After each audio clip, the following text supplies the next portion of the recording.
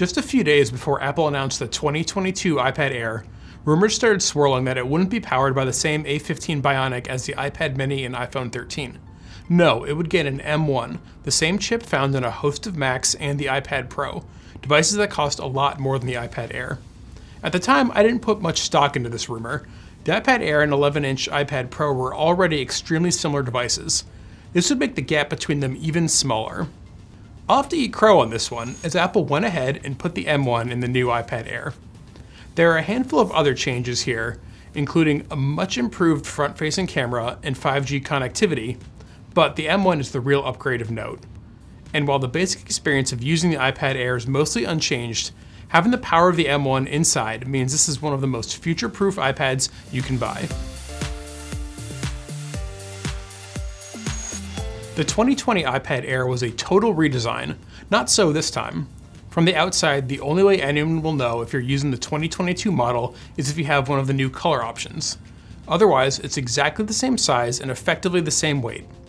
Touch ID is still built into the iPad Air's top button, and it works just fine, although I definitely prefer Face ID. The display is also the same as the prior iPad Air, but that's not a bad thing. It's a 10.9-inch Liquid Retina LCD display with Apple's True Tone, which auto-adjusts the color temperature. It's just perceptibly smaller than the 11-inch screen on my iPad Pro, and the bezel looks a bit chunky, but it doesn't change the way I use the tablet. It's clearly not as nice as the mini LED display on the 12.9-inch iPad Pro, but it's a far better screen than the one on the basic iPad. The main difference between this display and the one on the 11-inch iPad Pro is the latter has the ability to refresh at up to 120 Hz, while the iPad Air is stuck at 60 Hz. While I definitely enjoy using Apple's so-called ProMotion screens, I can't say I noticed much of a difference once I sat down and started using the Air. The back camera is also identical to the one from the 2020 iPad Air. It's a 12-megapixel shooter with a wide-angle lens and no flash. It produces perfectly fine images, but as usual, the camera on your phone is likely better. Back cameras on tablets have pretty niche use cases, like scanning documents and trying things in AR, and the iPad Air's camera is just fine for that, but I wouldn't let it influence your purchase decision. Finally, the new iPad Air uses the same accessories as the old one. That means the two first-party keyboard cases Apple offered for the 2020 iPad Air work here. Unsurprisingly, the second-generation Apple Pencil that magnetically snaps at the top of the iPad is supported here too. The $299 Magic Keyboard remains jaw-droppingly expensive, but it provides a high-quality typing experience for such a compact keyboard. I happily used it to draft this review, and have used it to write plenty of other things in the past. The $129 Apple Pencil is also a very good accessory, but I think you really need to know what you're going to do with it for it to be worthwhile. It's comfortable to use and extremely responsive, but unless you really want to take handwritten notes with your iPad or have serious artistic chops, it's not essential. Enough about what's old though, let's get into what's new here. Apple had the audacity to throw the M1 into the humble iPad Air a year after putting it into the iPad Pro. The iPad has very little real competition, and yet Apple significantly increased the iPad Air's processing power to an even more impressive level, particularly at this price point. To drive it home, I ran Geekbench 5 on my iPad Pro, a model that was released just over 2 years ago. It has an A12Z Bionic chip, one that is only slightly different from the A12X chip that was in the 2018 iPad Pro. The M1 in the new iPad Air is significantly faster at both single and multi-core tasks. This is a testament to how fast Apple has been improving its own chips, because even the A14 in the 2020 iPad Air was a little faster than the chip in my iPad Pro. What does all this mean in practice? The answer depends on what you plan to do with the iPad Air. For me, I use my iPad for a lot of web browsing, dealing with my email and to-do lists, chatting in apps like Messages and Slack, writing, modest photo editing in Adobe Lightroom, playing music and video, and, of course, a bit of gaming. None of this taxed the M1 chip in the least. But while the iPad Air beats my iPad Pro in benchmarks, the actual experience of using it isn't really that different. That's more a reflection of my workflow than the iPad Air's power. The M1 is an incredibly powerful chip for a $599 tablet, and it means that the iPad Air should remain responsive and run whatever apps you want to throw at it for years to come. Or if you're the kind of person who plans to do more advanced tasks, like editing and exporting video or making music, the iPad Air should more than stand up to your ambitions. Despite my modest workflow, using an iPad with an M1 chip was a great experience. The Air made short work of any app I tried, including recent Apple Arcade games like NBA 2K22 and Shadow Blade Plus. I edited a host of raw photos in Lightroom, and changes were applied almost instantly. I also noticed speedy improvements in more basic tasks where I didn't necessarily expect it.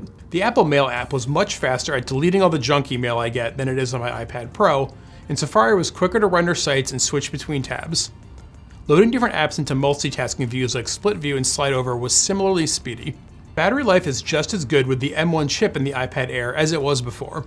Apple typically always claims any iPad will last about 10 hours, and in this case I think the company undersold the Air's longevity. I got close to 12 hours of use before needing to charge the Air, though your mileage will vary depending on what you're doing. Games took a bigger toll on the battery, but the Air lasted a long time while watching movies. I looped a downloaded movie in the Apple TV app for 4 hours and the battery only dropped to 75%. While the M1 chip is the major update here, there are a few other new things to consider. Unsurprisingly, the iPad Air's front camera has been upgraded to match the one found in the rest of the iPad lineup. It's a 12 megapixel ultra-wide-angle camera that isn't really designed to be used at its full resolution. Instead, it enables Apple's center stage feature, which lets the camera zoom in around the subject and continuously move to keep that person or people in the middle of the screen. I feel like most people don't move around a ton when they're on video calls, but it's handy nonetheless. Optional 5G is another unsurprising addition, given that last fall's iPad mini and the iPad Pro all have it as well. This is a logical update that doesn't change the experience of using the iPad very much. Most people will probably opt to save the $150 and simply get a Wi-Fi only iPad Air. Those that get the upgrade, though, will appreciate having 5G as time goes by. Depending on what network you choose and where you live, 5G coverage can still be hit or miss. It's also worth noting that the iPad Air doesn't support the millimeter wave 5G networks like Verizon's ultra-wideband network.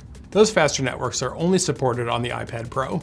These caveats aside, there's no doubt that wireless carriers will increase the availability of 5G networks, so having it on board here is another good piece of future-proofing, much like the M1 chip. That said, it's not a reason to upgrade your iPad now. By now, you probably have the gist of this review. The new iPad Air is a modest upgrade over the prior model. That's true, but it's also damning the Air with faint praise. To be clear, the iPad Air is an excellent tablet. It's extremely fast, has a lovely screen, runs a massive ecosystem of quality apps, and will be a capable device for years to come. The reason why I might not sound more enthusiastic is because that was the case before, too. It was definitely time for Apple to update the iPad Air, but the company did so much right with the 2020 revision that this new device is just a bit of polish to a formula that was already working. As such, anyone who bought the 2020 iPad Air or one of the last few iPad Pros won't find a ton new or different here. But compared to the 2019 iPad Air or any base level iPad from the last 2 years, the new iPad Air is a massive upgrade. Overall, I think the iPad Air is the best iPad for most people. It's significantly better than the basic $329 iPad and is nearly identical to the 11-inch iPad Pro that costs $200 more than the Air. If you want a bigger or smaller screen, the iPad mini and the 12.9-inch iPad Pro are still great options. But for anyone who wants a premium tablet that's about as future-proof as it gets, the iPad Air is the way to go. Thanks for watching. Please stay tuned and subscribe to Engadget for more of the latest tech news and reviews.